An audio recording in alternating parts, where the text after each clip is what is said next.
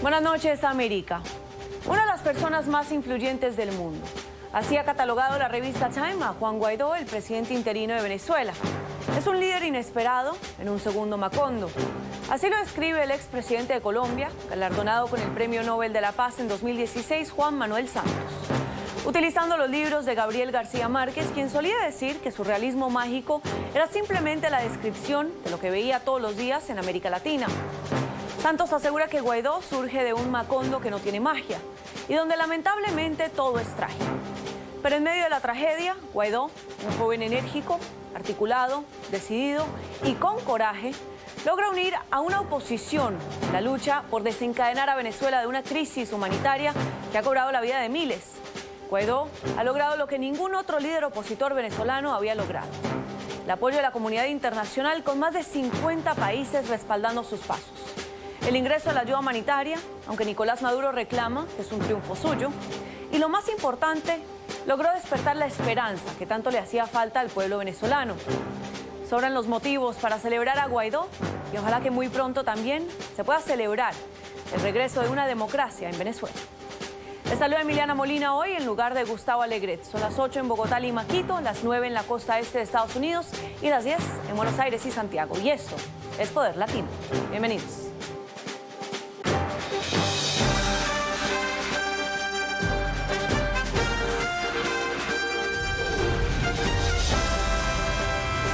Desde nuestros estudios en Washington, Poder Latino, con Gustavo Alegret.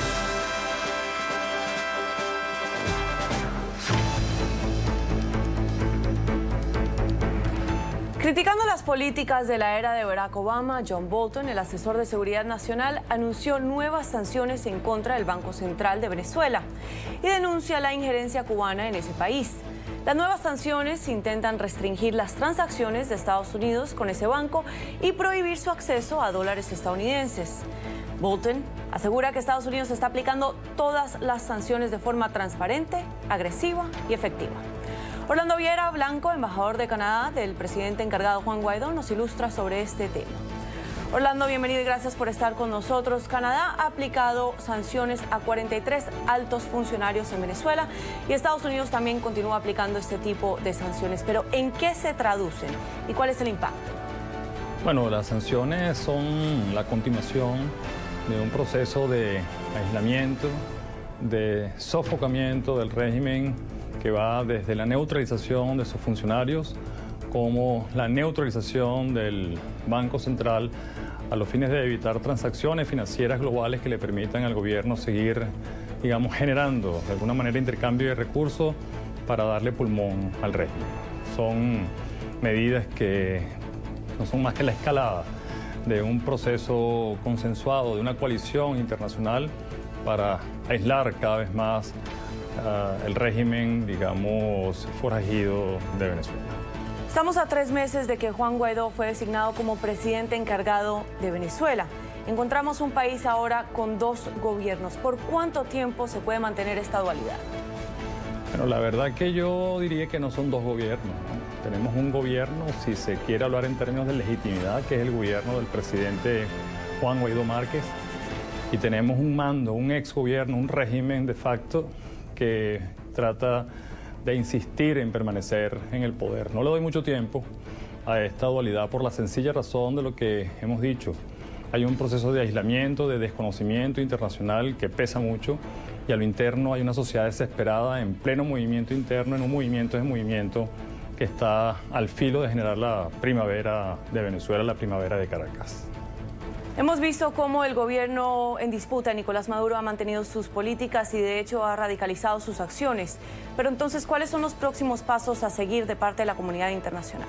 La ruta internacional entiende cada vez más, con más de 50 democracias serias en el mundo, que en Venezuela urge una restauración republicana, libertaria y de respeto a la ley para, de alguna manera, acabar no solamente con un régimen que desmanteló institucionalmente al Estado venezolano, sino con la peor emergencia humanitaria que existe en la historia, no solamente de Venezuela, sino de Latinoamérica. De tal manera que estamos convencidos de que la acción internacional que pasa por la emergencia humanitaria compleja y una coalición internacional de aislamiento y de sanción que reconoce únicamente a Guaidó y que desconoce a Maduro, no espera más que un desenlace con el empuje de la variable interna de movilización y la variable externa de aislamiento internacional. Embajador, muchísimas gracias por su tiempo el día de hoy. Mauricio Macri apuesta por un último alivio frente a una inflación que ha dejado a su gobierno en la cuerda floja. El Ejecutivo argentino anunció un plan de congelación de precios y tarifas similares a lo que prometió que nunca haría. Una intervención en los mercados que suele asociarse con el populismo. Macri asegura que se trata de un alivio a corto plazo para sacar adelante a una población asfixiada por la recesión y el alza de precios. Para hablar de este tema nos acompaña Isaac Cohen, quien es economista. Isaac, bienvenido y gracias por su tiempo. El presidente Macri decide congelar los precios de 64 productos por 6 meses, en lo que parece una jugada política en un año electoral donde busca la reelección. ¿Cuál sería el riesgo a largo plazo para la economía de Argentina con estas decisiones que está tomando Macri y que decidió o anunció que nunca tomaría? Bueno, mire usted, los controles de precios generalmente son medidas que se adoptan en situaciones difíciles, complicadas, algunas de ellas en emergencia. Y el hecho de que se haya adoptado la decisión de adoptar estos controles de precios revela un sentido de urgencia de parte del gobierno de que las medidas que se han adoptado para rebajar la inflación, sobre todo, no están teniendo el impacto esperado. Entonces, esta es una medida, yo le llamaría de emergencia. Lo importante es que sea una medida de corto plazo, como lo ha dicho el gobierno, porque los controles de precios que se quedan mucho tiempo a lo que conducen es al surgimiento de mercados paralelos. O sea, lo que se llama comúnmente el mercado negro, ¿no? Porque lo que pasa es que empiezan a escasear los productos controlados y empiezan a soltarse los precios en el mercado paralelo. Entonces, es muy peligroso mantener estos controles durante mucho tiempo. Sabemos que las tarifas de gas también van a ser subsidiadas por el Estado. Esto supone un coste de más de $200 millones para Hacienda y al mismo tiempo que el Fondo Monetario Internacional le ha prestado $57 millones al gobierno de Macri. ¿Es sano que tenga tantas deudas? Bueno, mire, lo que pasa es que si el gobierno sigue gastando de esa manera, pues la inflación no va a bajar. Porque la principal causa de la inflación en una economía es el gasto del gobierno. Y si el gobierno sigue gastando de esa manera, pues entonces la inflación no va a bajar. Hay una medida positiva en el sentido de que el gobierno ha aceptado vender dólares regularmente en la economía, lo cual va a tratar de estabilizar el tipo de cambio, porque el problema es que si la moneda se devalúa, la inflación también sube. Entonces hay que controlar el tipo de cambio y eso parece ser de que lo están haciendo vendiendo algunos dólares para bajar la presión sobre la moneda local. Isaac, muchísimas gracias por su tiempo esta noche. Y otro golpe para los inmigrantes de parte de la administración del ejecutivo estadounidense Donald Trump, quien adoptó una medida que dificultará que los inmigrantes puedan pedir asilo. La nueva orden podrá entrar en vigor en los próximos 90 días y no afecta a aquellos que presentan o se presentan en los puertos de entrada. La nueva orden incluso dice que cualquier persona que pida asilo va a ser considerado alguien no elegible para fianza. Esto significa que aún demostrando que su miedo es razonable, tendrá que esperar que se resuelva su caso desde un centro de detención.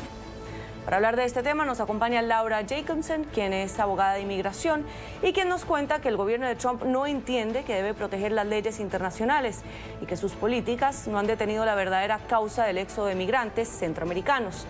De hecho, el miedo a morir es la principal causa de las caravanas que buscan asilo aquí en Estados Unidos.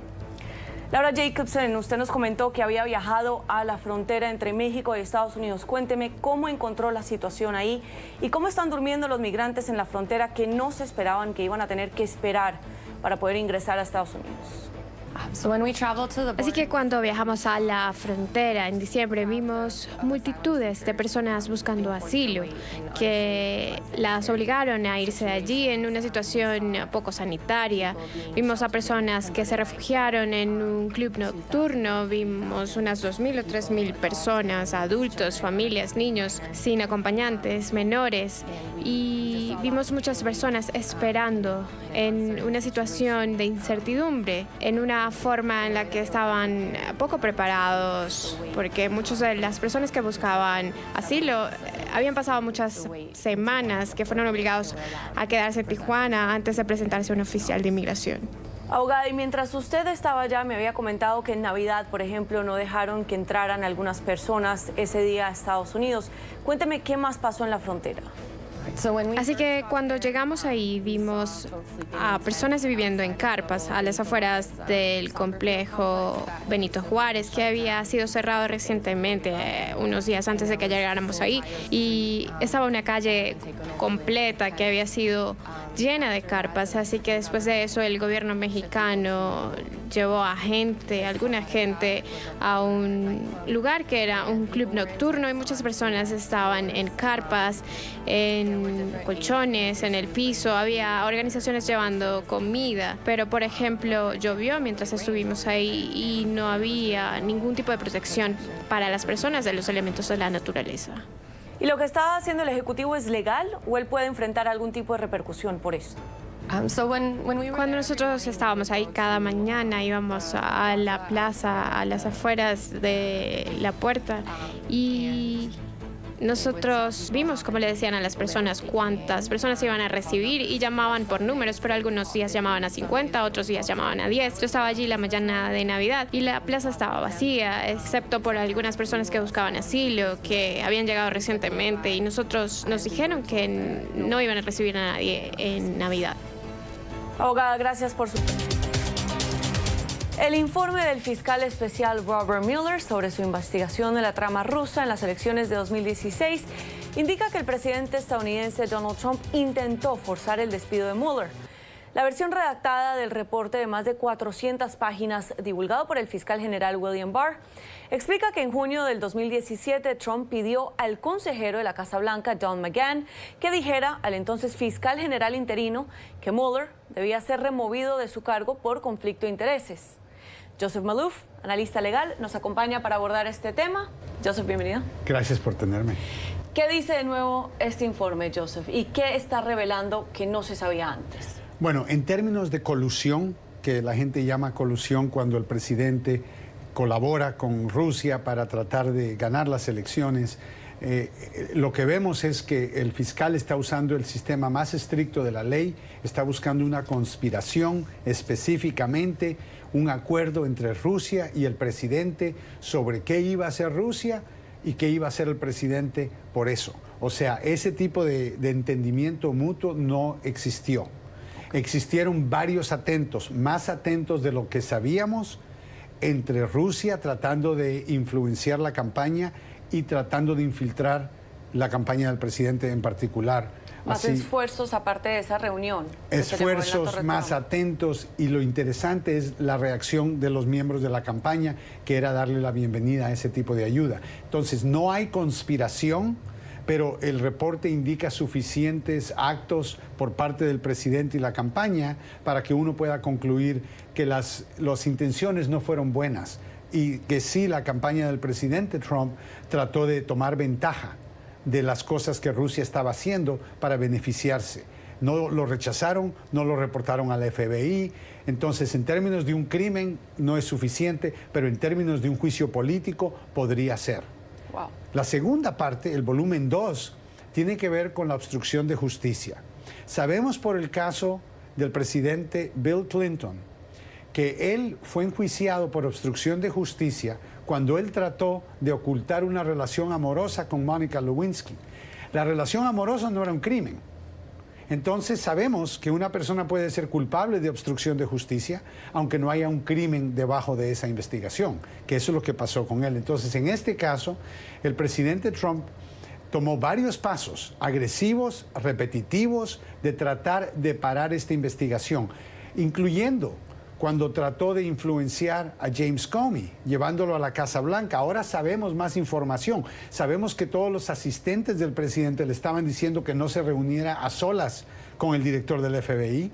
El presidente rechaza eso sabiendo que él quería convencer a James Comey a que parara la investigación, a que dejara de investigar a Flynn.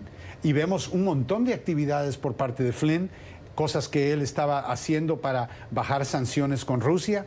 Así que nos da más detalle de lo que para mí es una conducta completamente inapropiada, pero el presidente lo llevó más allá cuando el presidente, después de que sí despide a Comey, sabemos los comentarios que hizo con los rusos al día siguiente en la oficina Oval, cuando dijo que él ya estaba cansado de ese loco y de que le estaba obstruyendo su habilidad de poder hacer negocio con Rusia.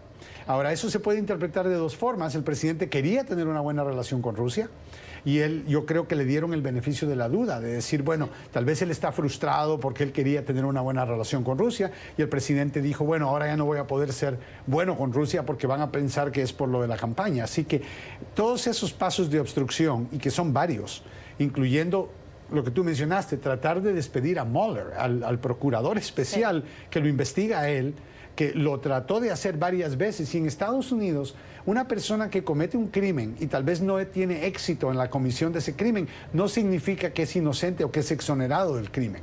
Entonces, cuando el reporte dice que una de las razones por la cual no enjuiciaron al presidente criminalmente en términos de obstrucción es porque no funcionó. No llegó a cometer. Claro, sus empleados lo pararon. Eso no es una defensa legal. Eso simplemente complica el caso en términos de enjuiciar a un presidente. Porque las intenciones las tenía.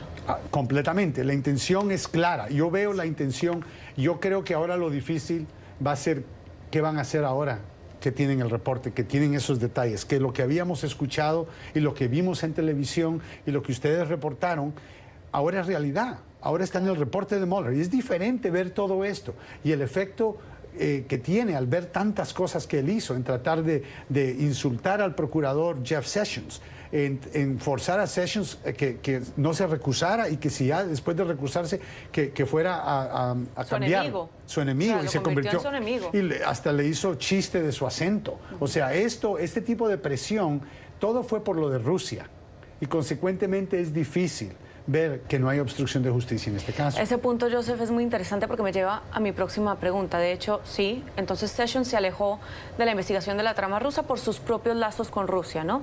Por sus contactos con Rusia, por haber estado en la campaña, y como la campaña está bajo investigación, uno no puede estar a cargo de una investigación en contra de uno. Claro, todo el sentido. Y la Oficina Ética del Departamento de Justicia le dijo a Sessions que tenía que recusarse. No fue una opción que le dieron y no fue algo que él quería hacer, pero todos los abogados por lo menos entendemos de que él tenía que hacerlo porque ese conflicto no se puede evitar.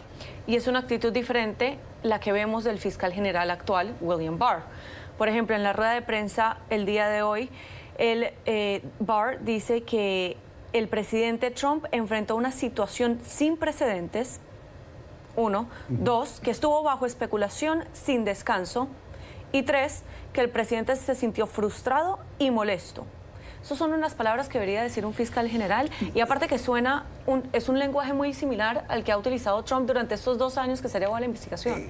Es lo que un abogado que quiere ayudarle a su cliente trataría de hacer y confundir al público con estas palabras, pero no es apropiado. El Departamento de Justicia tiene que ser independiente del presidente en términos de cualquier investigación en contra de ese presidente. Y consecuentemente ves a un fiscal general ahora que está actuando como el abogado personal del presidente, está actuando como la persona que va a hacer todo lo necesario para protegerlo, cuando él debería de ser independiente y dejar que el pueblo y que el Congreso haga su trabajo. En términos de una acusación criminal, es cierto que Bill Barr tiene toda la autoridad. Recordémonos, Mueller no era un fiscal independiente, él fue un fiscal especial. Es una ley diferente y la autoridad que tenía Mueller es diferente a la que tenía Ken Starr como fiscal independiente. Como no es independiente, él trabaja para Barr. Entonces, si Mueller quería acusar a Trump de un crimen, Barr no tenía que necesariamente ceder a eso. Por otro lado, el reporte indica que cuando Trump se enteró que Mueller iba a ser el fiscal especial, dijo que sería el fin de su presidencia. En otras palabras, pero ¿Qué significa esto? Bueno, eso significa que el presidente sabía que tenía en su propia mente conocimiento de que cosas que habían ocurrido en su campaña fueron ilegales. Ninguna persona inocente que es exonerada de todos los cargos pensaría que porque hay una investigación que él va a perder la presidencia y que está completamente destrozado en términos de su futuro. Eso viene nada más de una persona culpable.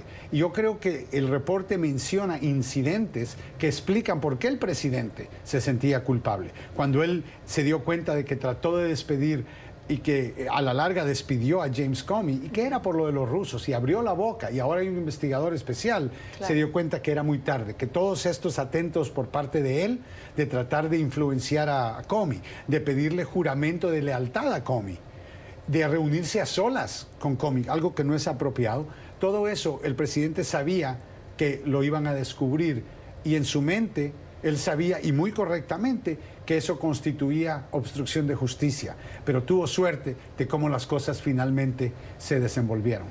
Y que Comey, en su libro que publicó recientemente, de hecho, dice lo incómodo que se sintió yendo a visitar al presidente y reuniéndose a solas con él, y asegurando que nunca lo hizo con el presidente Barack Obama, por ejemplo. Correcto, él solo tuvo 3 contactos con el presidente Barack Obama en 8 años. En 8 años. Mucho menos salir a cenar en el día de San Valentín. Y en menos de un año y medio... Cancela la cita con su esposa para salir a cenar, para ir a la Casa Blanca, para sentarse con el presidente el día de San Valentín por la noche, para que el presidente le pida un juramento de lealtad. Eso nunca lo hemos visto de un presidente, no es normal. Sí. Pregunta, Joseph, ¿se cumplirá la predicción de Trump de que Mueller es el fin de su presidencia? Yo creo que va a depender del Congreso. Independientemente, Mueller no puede acusar al presidente y no pudo acusar al presidente de un crimen. Podía investigar y hacer un reporte, que eso es lo que ha hecho. Pero el siguiente paso en términos de obstrucción, Mueller no podía tomar esa decisión porque el Departamento de Justicia no lo permitiría. Yo creo que si el Congreso logra encontrar otras pruebas de que el presidente ha hecho otras cosas inapropiadas y logran convencer a los senadores republicanos de que tal vez este presidente debería de ser enjuiciado políticamente y que el Senado daría los votos suficientes que requiere la ayuda de por lo menos 20 republicanos, que entonces sí vale la pena enjuiciarlo. Pero de otra manera es posible, y eso es una realidad que tenemos que confrontar, que este presidente haya violado la ley, pero que no haya tenido ninguna consecuencia. Joseph, vamos a hacer un repaso un poco del informe. ¿Cuál de estos puntos que te voy a preguntar son ciertos y cuáles podrían ser las consecuencias? Primero, Rusia interfirió en las elecciones. Correcto, no cabe duda. 2, Rusia interfirió para ayudar a Trump. Correcto, no cabe duda. Trump quería su ayuda. Absolutamente, no la rechazó tampoco. La campaña de Trump buscó a los rusos porque querían su ayuda. No estoy seguro que buscaron a los rusos. Creo que los rusos buscaron a la campaña de Trump y la campaña de Trump respondió de una manera dándole la bienvenida a ese tipo de ayuda. La mejor evidencia es el correo electrónico de Donald Trump Jr. diciéndole a los rusos que si tienen información dañina en contra de Hillary, que es ilegal obtenerla por parte de ellos, que a él le encantaría eso. Y eso es una prueba directa. La campaña de Trump mintió sobre sus contactos con Rusia. Sí. No cabe duda. Trump despidió al director del FBI para frenar la investigación. Eso es un problema, llegar a esa conclusión, porque no entrevistaron al presidente directamente. Y el presidente dio varias versiones, incluyendo una en la NBC con Lester Holt, indicando de que él había despedido a Comey basado en la investigación sobre lo de Rusia, lo cual indicaría que eso sería obstrucción. Una vez más, yo creo que hay bastante obstrucción en el caso para simplemente ignorarlo. Y por último, ¿qué significa que supuestamente entonces no hubo colusión? Yo creo que significa que porque la campaña del presidente, y vamos a reconocer por un momento que esa campaña no era una campaña bien preparada, no fue una campaña eficiente, era una campaña pequeña, no sabían lo que estaban haciendo y al mismo tiempo no tenían entendimiento de la ley. Así que yo creo que en términos de colusión no hubo conspiración, porque conspiración requiere un acuerdo. Entonces, si por ejemplo en la reunión de la Torre de Trump en junio, cuando el hijo del presidente y el ahijado y el yerno, perdón, y Paul Manafort hablaron con los rusos. Si en esa reunión los rusos hubieran dicho, yo te consigo X información, pero nosotros necesitamos que ustedes quiten estas sanciones cuando tomen poder en la Casa Blanca. Si ese acuerdo se hubiera hecho, entonces, claro, entonces sí hubiera conspiración. Pero en términos de colusión, creo que tenemos suficiente para decir que sí hay colusión, pero no suficiente para llegar al nivel criminal de conspiración. Joseph Mueller debe de presentarse en el Congreso el próximo 23 de mayo. ¿Qué podemos esperar de este encuentro? Eso va a ser muy interesante, porque yo creo que el reporte nos va a ayudar a entender muchas cosas para poder hacerle preguntas importantes a él. Yo creo que él va a tener que simplemente responder las preguntas. No hay privilegio ejecutivo, no hay ningún privilegio que vaya a prevenir estas preguntas, y sabemos que los demócratas van a preguntar. La primera pregunta que le van a hacer es ¿por qué no acusó al presidente de obstrucción de justicia? La segunda pregunta, ¿por qué no entrevistó al presidente bajo juramento por orden judicial para determinar qué es lo que el presidente estaba pensando? Si usted me va a decir de que la razón por la cual no acusó al presidente de obstrucción es porque no sabía cuál era su intención. Bueno, eso se resuelve en una entrevista. ¿Por qué no tomaron los pasos necesarios para conseguirla? Esas son preguntas difíciles que él va a tener que contestar. ¿Y cuáles serían los próximos pasos? Bueno, el Congreso va a tener que analizar el reporte. Entiendo que va a haber una parte menos redactada que van a poder haber. También entiendo que Jerry Nadler, del Departamento Judicial, va a tratar de pedir el reporte sin redacciones completamente. Después de ese proceso, si logran encontrar, pueden haber suficientes pruebas para hacer un juicio político directamente, o puede servir como una herramienta para entonces utilizar el reporte más otras cosas que puedan encontrar y entonces decir, ok, tenemos suficiente en conflictos de interés, la cláusula de los emolumentos, abuso de autoridad, darle, por ejemplo, estas autorizaciones a su hija y a su yerno de seguridad. Eso no es ilegal, pero basado en lo que él está haciendo, podrían verlo como un juicio político. Entonces, si logran juntar todo eso y convencer al Partido Republicano de que esto merita llevarlo a la Corte Congresional, entonces yo creo que podemos ver un juicio político. De otra manera, va a pasar el tiempo y esto se va a convertir simplemente en algo de la historia. Increíble, Joseph. Muchísimas gracias por tu tiempo. Gracias por invitarme. Muchas gracias por continuar con nosotros en Más de Poder Latino. Los 4 exmandatarios que han gobernado Perú desde el año 2001 están acusados de corrupción por el escándalo de Odebrecht. Alejandro Toledo, Ollanta Humala, Pedro Pablo Kuczynski y Alan García, quien ayer se quitó la vida, presuntamente motivado por la posibilidad de enfrentarse a la cárcel. Para hablar de este tema nos acompaña Katia Salazar, quien es la directora de Due Process of Law Foundation. Katia, bienvenida. Muchas gracias, Emiliana. Katia, cuéntanos entonces, ¿qué dice este caso de Odebrecht en Perú y el hecho de que 4 expresidentes están implicados? Mira, a ver, por un lado, el hecho de que 4 presidentes estén implicados y que un expresidente se suicidó el día de ayer, todos vinculados e involucrados en el caso Odebrecht, es algo, digamos, muy fuerte para los peruanos, para el Perú, pero también para la región, ¿no? Pero por otro lado, también eso, digamos, el lado positivo de esta historia es que te demuestra que la justicia en América Latina no es simplemente, digamos, única y que solo todos son problemas y debilidades. También te muestra que hay actores dentro de nuestros poderes judiciales que hacen su trabajo y que quieren combatir la corrupción. Entonces sí, es una lástima que en el Perú haya tantos expresidentes involucrados, pero a la vez te demuestra que hay una intención en algunos actores dentro de la Fiscalía y el Poder Judicial que quieren castigar a aquellos que han cometido actos de corrupción, no importando que hayan sido funcionarios públicos. Usted presentó, de hecho, información sobre este caso de Odebrecht en Perú ante el Congreso estadounidense. Cuéntame un poco de esa sesión y qué información le presentó a estos legisladores. Por supuesto, mira, como es normal, como es natural, como es frecuente, el Congreso de los Estados Unidos a veces realiza audiencias sobre temas que le interesan y sobre los cuales les interesa profundizar. Hace un par de semanas organizaron un hearing, una audiencia sobre el caso Odebrecht y sus impactos e implicaciones en América Latina. y nos invitaron. Bueno, yo fui una de las 3 testigos invitadas.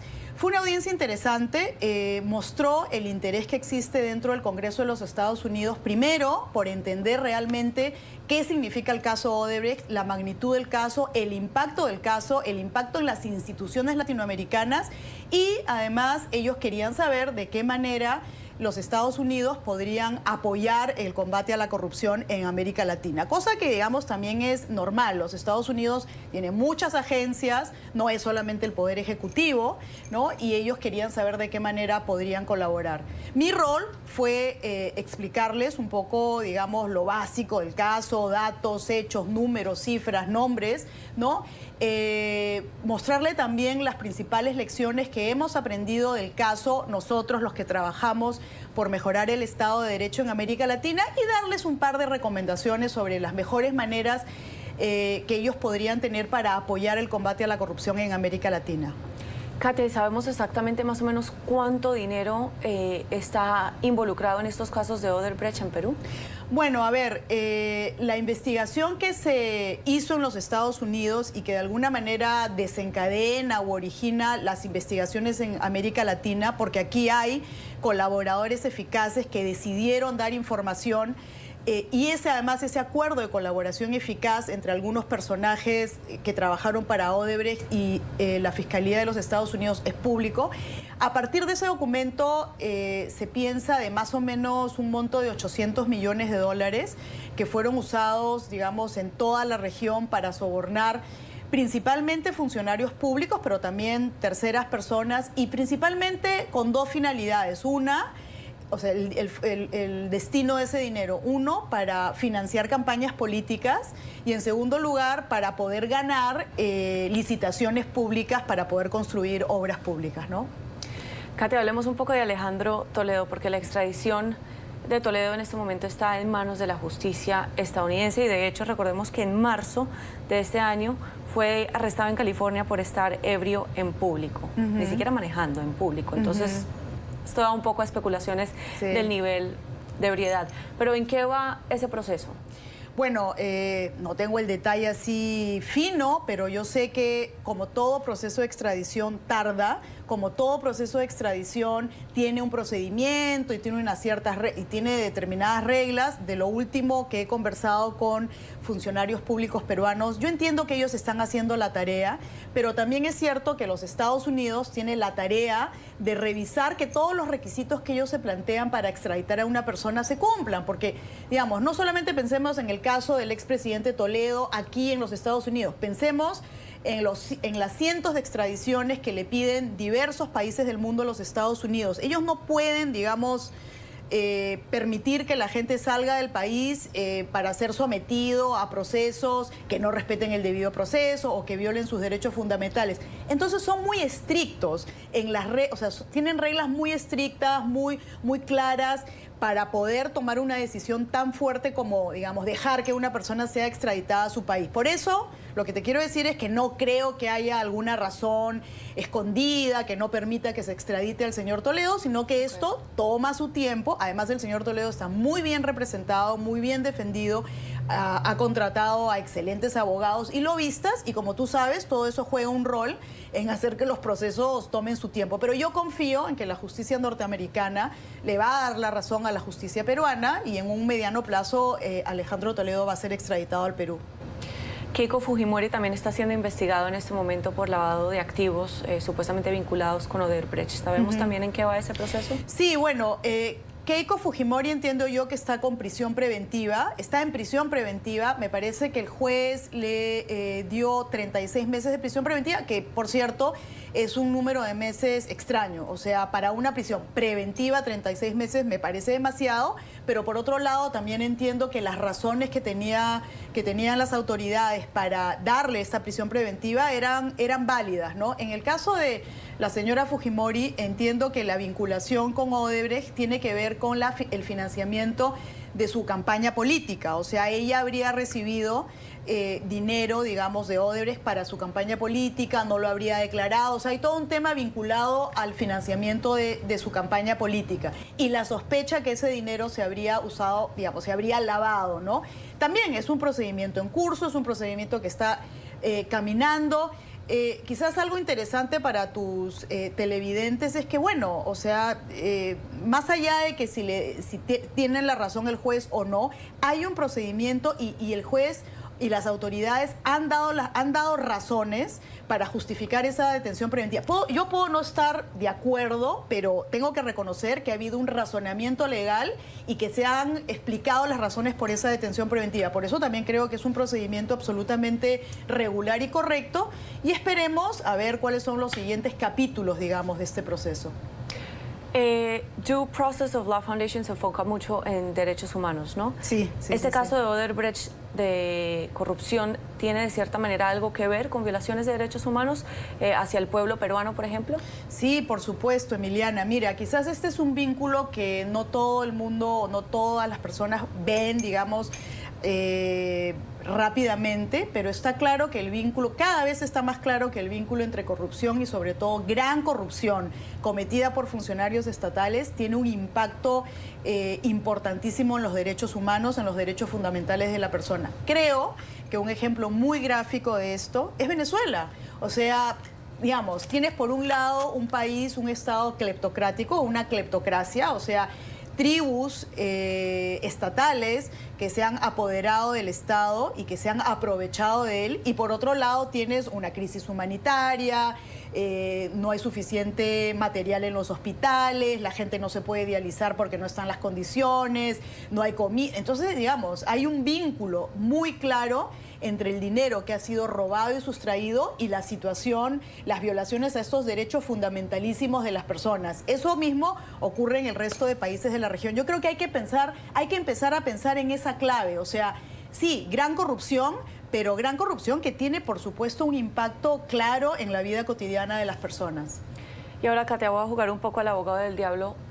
Entonces, hablando de derechos humanos y violaciones, ¿no? Si volteamos un poco esto y lo enfocamos en los 4 exmandatarios que están vinculados, ¿se podría decir que esta investigación está violando sus derechos humanos y que por ende llevó a Alan García a suicidarse? Mira, ¿O cómo se puede interpretar la verdad esta situación, es que ¿no? yo como abogada peruana además, porque yo soy peruana, y como abogada que trabaja y estudia hace 20 años temas de reforma judicial, Estado de Derecho y derechos humanos en América Latina, la verdad no veo de qué manera se están violando los derechos humanos de esos 4 expresidentes o 4 altas autoridades, o sea, para nada.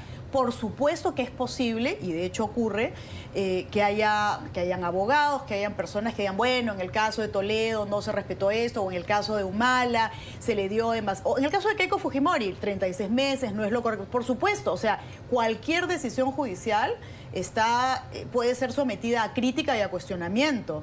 Y por supuesto que las autoridades tampoco son seres infalibles, se pueden equivocar, pero visto como paquete, visto como la película completa, yo lo único que veo ahí son autoridades, fiscales y jueces que han decidido hacer su trabajo y que han decidido inclusive poner su vida en riesgo para realmente buscar justicia por casos de gran corrupción. Porque tú te imaginas la situación de los fiscales y de los jueces a cargo del caso Odebrecht, del caso Lavallato. ¿Te imaginas ahora, después del suicidio de Alan García, la vulnerabilidad en la que se encuentra? Sería mucho más fácil para ellos. Mira, ¿sabes qué? Ya interpreto las leyes de otra manera y no les doy prisión preventiva, interpreto las leyes de otra manera y le doy arresto domiciliario. Sería muy sencillo, pero no lo han hecho porque creen que eso no es lo que realmente les tocaba a estas personas. Entonces, realmente yo no veo violaciones de derechos humanos de estas personas en absoluto. Y hablando precisamente de este caso, ¿no? En Perú, ¿qué enseñanza le puede dejar Perú en este momento al resto de países en la región, en Latinoamérica, que se han visto involucrados también por la corrupción de Odebrecht? Mira, como te digo y como dije hace un momento, creo que el Perú es un buen ejemplo de un país con un poder judicial, por supuesto que no es perfecto, por supuesto que donde no todo funciona bien, pero que, digamos, las instituciones judiciales en el Perú tienen malos elementos y tienen buenos elementos, ¿no? Y en este caso, los buenos elementos están haciendo su trabajo. Yo creo que la principal lección para el resto de la región es sí se puede, o sea, sí se puede combatir la corrupción, sí se puede perseguir penalmente los actos de gran corrupción. No estoy diciendo para nada que nuestros jueces y fiscales son infalibles, que todo es una maravilla, para nada. Estoy diciendo que en toda institución judicial de cualquier país de la región, aunque se diga que ese país es corrupto, las instituciones están cooptadas, siempre hay actores que tienen la intención de hacer bien su trabajo, hay que identificarlos y hay que apoyarlos. ¿Y por cuánto más cree usted que vamos a seguir viendo nuevos casos de Odebrecht? Mira, la verdad, yo creo que para rato, porque si tú ves la película grande, o sea, como el caso Odebrecht en la región, los 11 países involucrados, el estado en el que van las investigaciones, mira, Perú y Brasil es donde se ha avanzado hasta ahora más, ¿no? Pero Venezuela, no había una sola investigación por el caso Odebrecht. En México, por favor, Colombia, ¿no? Guatemala, Argentina, El Salvador, Panamá, la República Dominicana. Yo creo que tenemos Odebrecht para rato y reitero, a pesar de los errores que pueden haber cometido algunos jueces y fiscales, a pesar de la miopía que pueden haber tenido algunos jueces y fiscales en algunos países donde se interesaron más en perseguir a unos y no a los otros, también lo reconozco. Pero a pesar de todo eso, creo que una de las cosas más interesantes del caso Odebrecht es que nos ha mostrado cómo es que la criminalidad organizada funciona en el siglo XXI. O sea, que ya no es pues el jefe y sus subordinados, así como era la mafia. No, ya no es así. Son organizaciones criminales altamente sofisticadas y todos, y sobre todo los poderes judiciales, tienen que adecuarse y entender cómo funcionan para poder combatirlos. Yo creo que esa es una también de las principales lecciones aprendidas y como te digo, yo creo que esto tiene para rato. Katia, muchísimas gracias por su tiempo y nos quedamos con eso, ¿no? Para que la gente pueda digerir un poco la información de que esto va para largo. Gracias, gracias Emiliana por la invitación. Claro. Pasar ahora a ver las reacciones de nuestros televidentes en redes sociales en cuanto al anuncio más reciente de Estados Unidos de las sanciones a Cuba y el hecho de que los estadounidenses ahora pueden demandar a ciertas empresas. Trump ha destruido una buena relación con Cuba. El presidente Obama había tratado de llevar a Cuba a la democracia gradualmente al aflorar las estrictas sanciones. Interesante que la administración Trump esté dándole varias estocadas y ataques indirectos a Cuba y Venezuela con la Ley 3 de Helms-Burton. Trump tiene excelentes asesores para que le ayuden a cuadrar un poco este mundo plagado de socialismo. A ningún político cubano-americano le importa realmente lo que pasa en Cuba. Ellos lo hicieron por los votos venezolanos en el sur de la Florida. Garantizarle a Trump más votos en Miami y garantizarse ellos así sus sillas. El tema Cuba es, al final, una ficha de cambio. Definitivamente algunas opiniones encontradas en las redes sociales, pero sí hay algunos expertos que aseguran que el mandatario estadounidense Donald Trump está utilizando estas sanciones a Venezuela y a Cuba por motivos de campaña electoral para las presidenciales del 2020. Recuerde que puede escribirnos siempre en @PoderLatinoNTN. Nos encanta escucharlos. Alexandra, de nuevo, gracias por acompañarnos. A ti, Emiliana. Nosotros nos vemos en una próxima ocasión de Poder Latino.